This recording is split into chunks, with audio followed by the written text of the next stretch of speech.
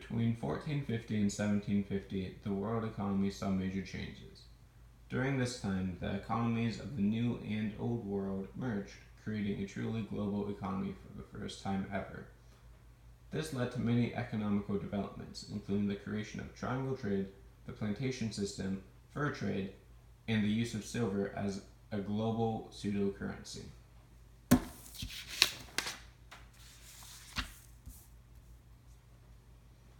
Triangle trade revolved around trade between Europe, Africa, and the Americas. It incorporated the trade of slaves, raw materials, and manufactured goods. The slave trade involved capturing Africans and transporting them across the Atlantic to be sold as slaves. This was known as the Middle Passage. Over 12.5 million people were forced to leave their homes and partake in this journey, only to live out the rest of their lives as slaves. In the Americas, the slaves produced raw materials such as different types of cash crops, fur, and silver. These were sent to Europe, and in Europe, these items were manufactured to create goods that were traded throughout the world.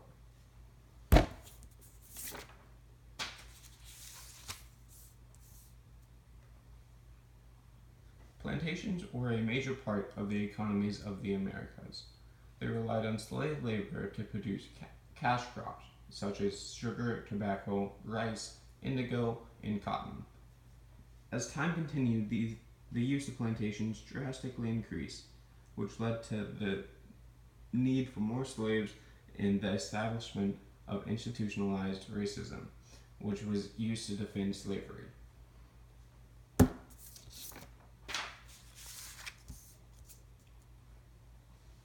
The fur trade was an essential part of the economic system in the Americas. During this time, there was a high demand for fur coats and clothing. This led to many Native Americans hunting animals in order to sell their pelts to the European settlers. They traded their pelts for manufactured goods mostly produced in Europe. In response to this trade, the relations between the Europeans and Native Americans benefited.